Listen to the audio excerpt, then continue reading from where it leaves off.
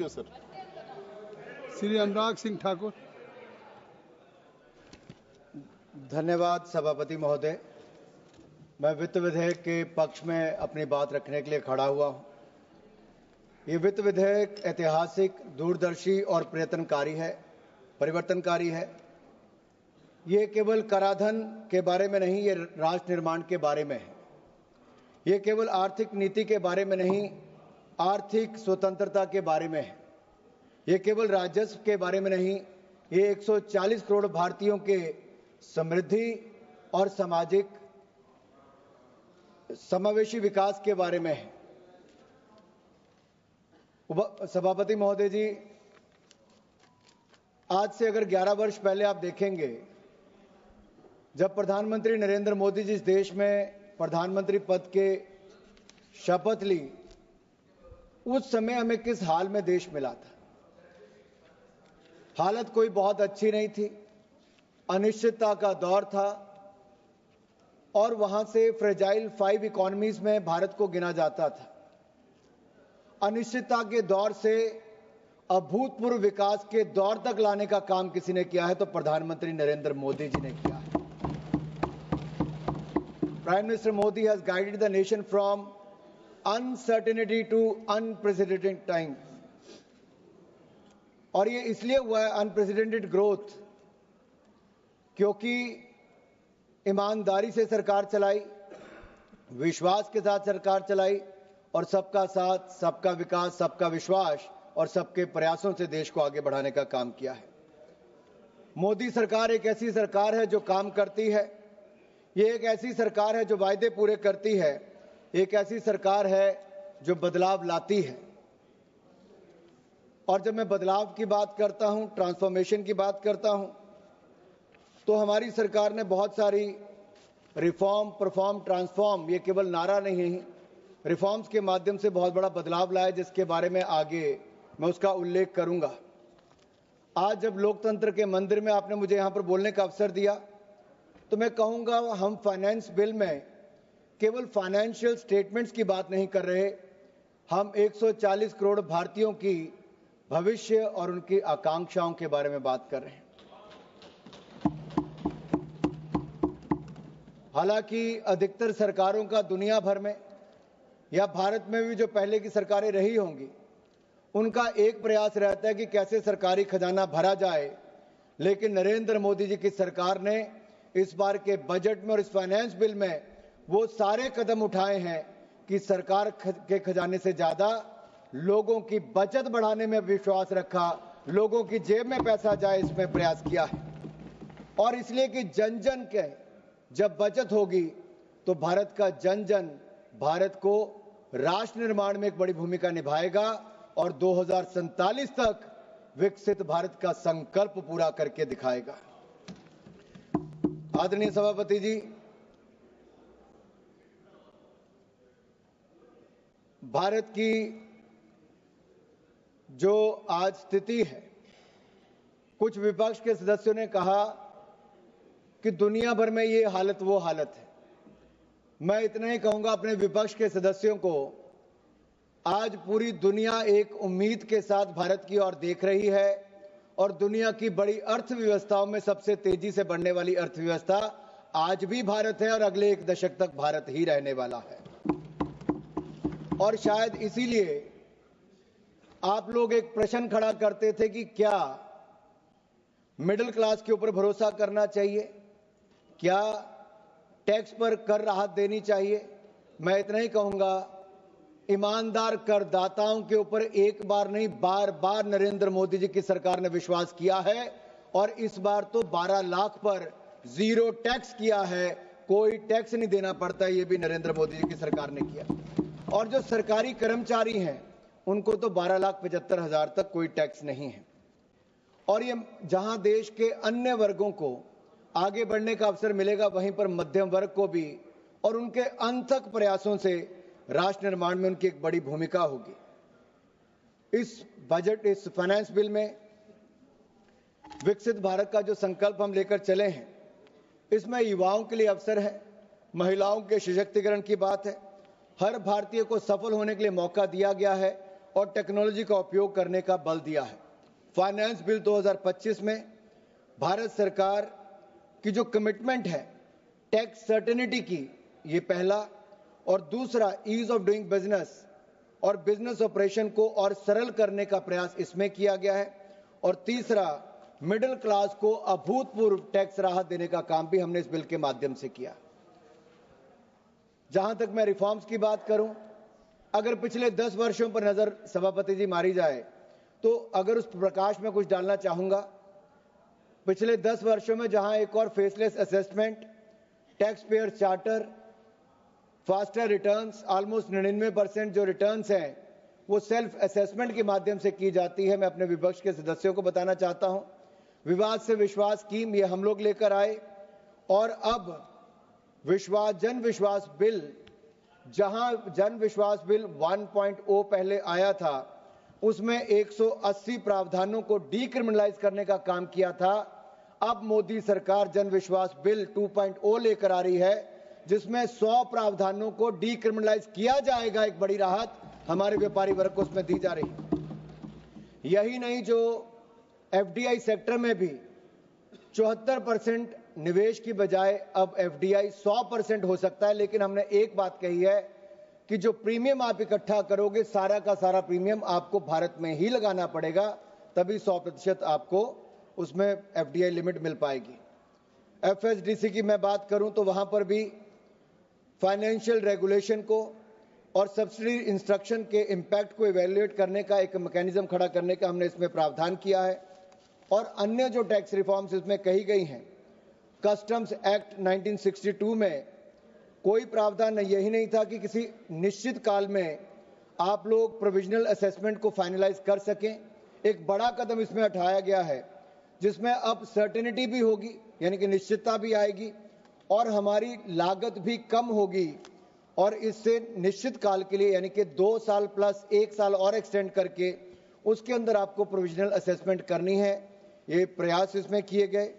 दूसरा, जो self occupied properties है, पहले आपको उसमें प्रावधान केवल 1 वर्ष का था, अब गवर्नमेंट ने 2 ऐसी सेल्फ ऑक्युपाइड प्रॉपर्टीज को बिना किसी कंडीशन के आपको करने का ये भी प्रावधान दे दिया है। एक और जो बड़ी बात इसमें की गई है, streamlining the process of transfer pricing, इसको भी स्थिरता और देने के लिए इसमें भी ब्लॉक पीरियड 3 साल का किया गया है, जो ग्लोबल बेस्ट प्रैक्टिसेस के अनुसार है। इसके लिए भी मैं मोदी सरकार को और वित्त मंत्री जी का बहुत बहुत आभार प्रकट करता हूं। स्कोप ऑफ हार्बर रूल्स की मैं बात करूं तो इसको भी अंतर्राष्ट्रीय मानदंडों के अनुसार वैसे ही इसको एक्सपेंड किया गया है। इसमें लिटिगेशन को कम करने के लिए और निश्चितता को बढ़ाने के लिए और अंतर्राष्ट्रीय टैक्सेशन के आधार पर इसको और मजबूत किया गया, इसके स्कोप को एक्सपेंड किया गया है। हमारे इनलैंड वाटर में और ज्यादा सुधार हो तो उसमें टनेज जो टैक्स स्कीम थी ये सी शिप्स के लिए होती थी, लेकिन अब इसको इंडियन वेसल एक्ट 2021 इसको बदलाव करके हमने इसमें जो हमारे घरेलू यहाँ पे बाजार में उसके लिए भी इसको फायदा मिलेगा इनलैंड वेसल्स को। यही नहीं, जो स्टार्टअप्स, क्योंकि पिछले की सरकारों में स्टार्टअप्स का तो कोई नामो निशान था ही नहीं, लेकिन भारत के युवाओं पर विश्वास करके हमने स्टार्टअप इंडिया जो योजना लाई, सब लोग ये हंसते थे विपक्ष के लोग, आज देश के युवाओं ने 1,60,000 से ज्यादा स्टार्टअप्स खड़ी कर दी हैं। दुनिया का 3rd largest startup ecosystem Bharat बन गया है, और 117 यूनिकॉर्न्स आज भारत में है। यह भी एक बहुत बड़ी बात है माननीय अध्यक्ष। हमने 5 साल इसकी अवधि को बढ़ा दिया है इनकॉर्पोरेशन करने के लिए, 2030 तक इसकी समय सीमा को हमने बढ़ा दिया है। यही नहीं अध्यक्ष जी, सभापति जी, हमने जो आईएफएससी गिफ्ट सिटी उसमें भी शिप लीजिंग यूनिट्स के लिए, इंश्योरेंस ऑफिसेज के लिए और ऐसे ट्रेजरी सेंटर जो ग्लोबल कंपनीज के जो वहां पर सेटअप हुए हैं उनको भी बेनिफिट देने के लिए 5 साल का प्रावधान और किया है। 2030 तक हमने उसको भी कर दिया है। हम शॉर्ट टर्म निर्णय नहीं ले रहे, लॉन्ग टर्म के निर्णय लिए गए हैं। ये विश्वास मोदी सरकार का है कि दुनिया को अगर निवेश कहीं पर करना है तो वो भारत है, भारत और भारत में ही वो सुविधाएं होनी चाहिए। तो मैं ये कहना चाहता हूं, जहां तक मैं इनडायरेक्ट टैक्सेशन पे आऊंगा तो मैं ये कहूंगा, these are not just financial policies, These are the policies that change lives. As part of the comprehensive review of customs rate structure announced in the July 2024 budget, sir इसमें जो 2-3 चीजें बड़ी इंपॉर्टेंट है, 7 टैरिफ रेट्स को हमने खत्म किया है और पिछले जो बजट था 2023-24 का 7 टैरिफ लाइंस हमने उसमें भी खत्म की थी और अब मात्र 8 रह गई, जिनमें से एक जीरो बजट वाली भी है, जीरो रेट वाली भी है। और यही नहीं, एक बड़ा बदलाव हमने किया कि जो लेवी है वो सेस या सरचार्ज एक पे ही लग पाएगी। इसलिए हमने ये तय किया है कि जो social welfare surcharge 82 tariff line पर था, अब उसको एग्जेम्प्ट कर दिया है क्योंकि वो सेस लगता है उस पर, तो इसको यहां पर सरचार्ज लगाना छूट दे दी है। ये भी एक बड़ा कदम सरकार का है। यही नहीं, ड्रग्स और मेडिसिन जो पेशेंट असिस्टेंस प्रोग्राम जो फार्मास्यूटिकल कंपनीज रन करती हैं, इनको भी कस्टम ड्यूटी पूरी तरह से मुक्ति दे दी है और 37 ऐसी दवाइयां जो लोगों के जीवन को बचा सकती हैं, उनको भी पूरी तरह से कस्टम ड्यूटी माफ कर दी है।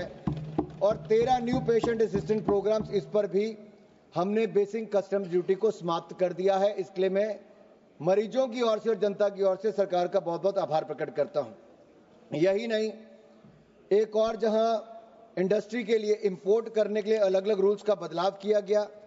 अब 6 महीने के लिए नहीं, 1 महीने के लिए and use of imported inputs, इस रूल्स को बदलाव किया गया है। और जो इनको मंथली स्टेटमेंट देनी पड़ती थी, अब इसको क्वार्टरली स्टेटमेंट कर दिया है, तिमाही स्टेटमेंट किया है। यही नहीं, माइक्रो स्मॉल मीडियम एंटरप्राइजेस, जहां एक और इसके लिए अगले 5 साल में 1.5 लाख करोड़ रुपया सूक्ष्म लघु उद्योग वालों को पैसा मिलेगा, एडिशनल क्रेडिट मिलेगा। वहीं पर एमएसएमई की जो डेफिनेशन है उसको बदलने का भी, इन्वेस्टमेंट और उसकी टर्नओवर को भी 2.5 गुना और दुगना करने का ऐतिहासिक निर्णय ये मोदी सरकार ने लिया। इसके लिए मैं उनका आभार प्रकट करता हूं। अध्यक्ष जी, पूर्व की सरकार, अगर आप यूपीए की सरकार को देखेंगे तो उसमें स्कैम, पॉलिसी पैरालिसिस की बात, फोन बैंकिंग की बात और ऐसी ही बातें आती थी कि मित्रों की सरकार उनको कहा जाता था। आज यही नहीं, आज वो शेकी ग्राउंड पर होती थी, आज स्टेबल ग्राउंड कहीं पर दी है तो नरेंद्र मोदी जी की सरकार ने दी है।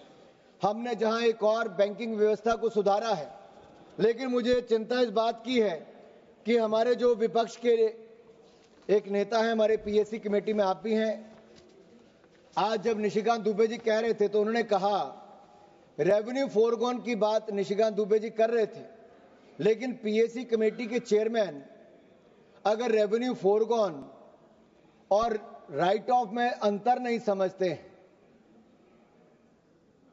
तो एक बड़ा प्रश्न चिन्ह खड़ा हो जाता है। साहब, विपक्ष कहां पर है, किस हालत में है, समझता भी है कि नहीं समझता है, ये अपने आप में सवाल खड़ा करता है। रेवेन्यू फोरगॉन क्या है साहब? जो एक टैक्स सरकार को आना है, जो पोटेंशियल टैक्स रेवेन्यू आना है, वो सरकार की किसी नीति जहां पे आप टैक्स एग्जम्पशन देते हो, डिडक्शन देते हो, इंसेंटिव देते हो, जिसके कारण आपका चला जाता हो टैक्स, वो रेवेन्यू फोरगॉन है।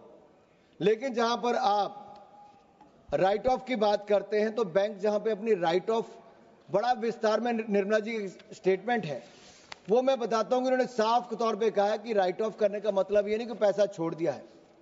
बैंक उनको लेने के लिए चाहे कहीं पर भी जाए, चाहे उनको कोर्ट जाना पड़े, डेट रिकवरी ट्रिब्यूनल में जाना पड़े, enforcement of security interest act के अंतर्गत फाइल करना पड़े, ऐसा सारी तरह उसमें प्रावधान है, उसमें करना है। लेकिन ये इस तरह का जो देखने को मिला, इसमें अपने आप में विपक्ष पर प्रश्न चिन्ह खड़े होते हैं। सर, यहां पर एक बात कही गई, कब्र से खोदने की बातें की गई, कहा कि कब्रें क्यों खोदते हो, गड़े मुर्दे क्यों उखाड़ते हो। मैं भी ये कहना चाहता हूं, दुनिया कहां की कहां पहुंच गई। ये लोग अभी भी 17वीं शताब्दी में मुगलियाई सोच के साथ ही चल रहे हैं। इनके आइडियल तो राणा सांगा, शिवाजी महाराज, महाराणा प्रताप होने चाहिए थे, लेकिन बाबा और औरंगजेब को याद करने में ये लोग लगे हैं। मैं तो इसमें एक बात कहूंगा, जो दरिंदा खा गया अपना पूरा परिवार, फक्र से आज शरियाए दीवानों को मोहब्बत है उसकी कब्र से। और जिसने जिसने जाजिया टैक्स लगाने का काम किया था, जिसने जाजिया टैक्स लगाने का काम किया था, आज उसको ये लोग याद करते हैं जिसने धर्म के नाम पर हिंदुओं पर टैक्स लगाने का काम किया था। आज उसकी कब्र को याद करने का काम ये करते हैं। आप फाइनेंस बिल पे और यही नहीं, आप फाइनेंस यही नहीं, इसके अलावा याद करिए इंदिरा गांधी जी का समय 93.5%, आप फाइनेंस 93.5% टैक्स लगाने का काम, आप फाइनेंस पे 93.5% टैक्स लगाने का काम इंदिरा गांधी जी ने किया था। आज नरेंद्र मोदी जी की सरकार है जिसने 12 लाख तक जीरो टैक्स किया है, कोई टैक्स नहीं लगाया, टैक्स माफ करने का काम किया। और जहां तक जीएसटी अपीलेट ट्रिब्यूनल की बात है, जीएसटी अपीलेट ट्रिब्यूनल भी हमने बना दिया है, संजय मिश्रा जी उसके चेयरमैन हैं। यही नहीं सर, मैं एक बात आपसे और कहना चाहता हूं, अगर आप राणा सांगा की बात कही गई, ये विपक्ष के नेताओं से मैं कहना चाहता हूं, हमारे पूर्वज, हमारे नायक भारत के गौरव हैं, ये इनको अपमानित करने का बार बार प्रयास करते हैं, उनकी छवि को धूमिल करने की इनकी आदत बन गई है। सर मैं पूछना चाहता हूं, वोट बैंक के लिए स्वाभिमान को कितनी छोड़ दोगे, कितना नीचे गिर जाओगे? मैं कहूंगा वीर कभी मरते नहीं, वो सदा जिंदा रहते हैं, कभी दिलों में कभी इतिहास में अमर रहते हैं। साहस इतना था शूरवीर राणा सांगा में, भर भर देश के दुश्मन कांपते थे थर थर। मेवाड़ शिरोमणि को तुम नीचा क्या दिखाओगे? मुगलिया सोच की औलादो, जिनके 80 घाव थे तन पर, व्यथा नहीं थी मन में। आज अगर राणा सांगा जिंदा होते तो तुम जैसे दूर कोने में बैठकर टोपियां सिल रहे होते। सर यही नहीं, अगर मैं बात करूं, आज मुस्लिम आरक्षण की बात करते हैं, बाबा साहब अंबेडकर के संविधान की कॉपी को लेकर जाते हैं। अरे संविधान को पहले तार तार करने का काम आपने इमरजेंसी के समय किया था, आज मुसलमान को आरक्षण देने की बात करते हो। तुष्टीकरण की राजनीति के लिए मुसलमानों के ठेकेदार बनने का काम करते हो। सबके हक की बजाय मुस्लिम परस्ती में मशगूल कांग्रेस, क्या आप मुस्लिम लीग बनाने की बात करते हो? अरे गांधी जी, महात्मा गांधी जी और सरदार पटेल जी के देश में आप जिन्ना का मुल्क बनाने की सोच मत रखो। हम जिन्ना का मुल्क कभी नहीं बनने देंगे, कभी नहीं बनने देंगे। माननीय अध्यक्ष जी, माननीय सभापति जी, ये बात करते थे जॉब क्रिएशन की, आप फाइनेंस बिल। माननीय सभापति जी, ये जॉब क्रिएशन की बात करते थे। मैं कहना चाहता हूं, हमने पिछले साल ही 4.6 करोड़ नई जॉब्स, नया रोजगार अगर हुआ है तो इस देश में नरेंद्र मोदी जी की सरकार हमारे प्रयासों कर। स्टार्टअप्स भी 1,60,000 तक हो गए। यही नहीं, कोविड के बाद भी उससे लड़ने, उससे निकालकर हमने मॉनिटोरियम पीरियड भी दिया। 4 लाख करोड़ रुपया बैंकों के माध्यम से देश के काम करने वाले व्यापारियों को नरेंद्र मोदी जी की गारंटी पर 20% एडिशनल वर्किंग कैपिटल हमारी सरकार ने दिया था। आपके समय 12 में से 11 बैंक पीसीए फ्रेमवर्क में थे। देश की जनता का पैसा लगा, बैंक डूब जाते, लेकिन नरेंद्र मोदी जी की सरकार आने के बाद 12 के 12 बैंक आज मुनाफे में, मजबूत स्थिति में है। यही नहीं, ईज ऑफ डूइंग बिजनेस में हमने लगातार प्रयास किया। 709 बिलियन डॉलर आज एफडीआई हमारे देश में आई है। जहां तक आप किसानों की बात करते हो, 3,60,000 करोड़ रुपया पीएम किसान सम्मान निधि के माध्यम से हमने किसानों को देने का काम किया है। हमने किसानों को बैंकिंग सेक्टर के माध्यम से, जहां 2013-14 में 7,30,000 करोड़ मिला था, आज उससे बढ़ाकर 25,48,000 करोड़ रुपया किसानों को देने का काम मोदी सरकार ने किया है। यही नहीं, सबका साथ सबका विकास क्या होता है। 2014 में 8 एम्स थे, आज 24 एम्स है। 380 मेडिकल कॉलेज थे, आज 706 मेडिकल कॉलेज है। दुगने से ज्यादा मेडिकल की सीटें हो गई। अगले 5 साल में 75,000 एमबीबीएस की सीटें और जोड़ दी जाएंगी। हम करने जा रहे 10,000 एमबीबीएस की सीटें इस साल करेंगे। यही नहीं, 708 यूनिवर्सिटी थी, आज 1150 यूनिवर्सिटीज हो गई।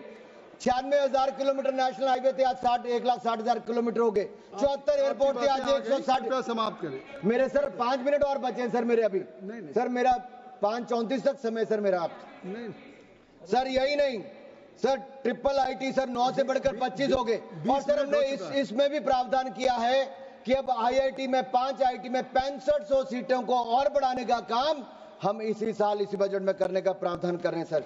यही नहीं सर, हमने जो जन औषधि केंद्र है, आपके समय मात्र 80 जन औषधि केंद्र थे, आज 15,000 जन औषधि केंद्र हो गए और पीएम जन आरोग्य योजना के माध्यम से भी आज करोड़ों रुपए बचाने का काम आम जनमानस का हुआ है। सस्ती दवाई देने का काम भी, मुफ्त इलाज करवाने का काम भी आज आयुष्मान भारत के अंदर हुआ तो नरेंद्र मोदी की सरकार के कारण हुआ है।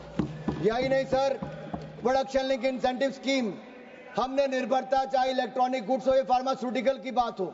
सर आप इसमें देखिए, आज से 7 साल पहले देश में मोबाइल फोन बाहर से आता था, लेकिन पीएलआई स्कीम आने के बाद आज 1500 करोड़ रुपए का एक्सपोर्ट नहीं, 1.5 लाख करोड़ रुपया निर्यात हमने मोबाइल फोन का किया है। और अब तो सेमीकंडक्टर चिप्स यहाँ पे बननी शुरू हो जाएंगी। दुनिया का कोई देश ऐसा नहीं होगा जहां पर आने वाले समय में सेमीकंडक्टर और चिप्स भारत की नहीं होगी, मेक इन इंडिया का बना हुआ जाएगा। यही नहीं सर, असम में भी दिलीप भाई ने यहाँ पे बैठे हैं, साइकिया जी, इन्होंने कहा यही नहीं सर, भ्रष्टाचार और निकम्मेपन के कारण आपकी सरकारों के समय अर्थव्यवस्था जरा नीचे जा रही थी, लेकिन आज हम पारदर्शिता भी लाए, जवाबदेही भी लेकर आए हैं। विकास पारदर्शिता के कारण हम दिखवा लेंगे समावेशी विकास की ओर हम देश को आगे लेके जा रहे हैं। सर यही नहीं, मैं आपसे 2-3 बातें और कहना चाहता हूं। अब समाप्त करें। आज हम प्रधानमंत्री नरेंद्र मोदी जी के नेतृत्व में कह सकते हैं, भारत भविष्य का इंतजार नहीं करेगा, बल्कि भविष्य भारत का इंतजार कर रहा होगा। सर मैं ये कहूंगा, आज हम सब लोग सत्ता पक्ष के हों विपक्ष के हों, इस वित्त विधेयक को पूरे विश्वास, पूरी प्रतिबद्धता और पूरे विश्वास के साथ, धन्यवाद, विकसित भारत, सुरक्षित भारत, समृद्ध भारत, संपन्न भारत बनाने की ओर आगे लेकर जाएं। हम सब इकट्ठे मिलकर एक ऐसा भारत बनाएं। ऐसा ही मेरा आप सबसे निवेदन रहेगा।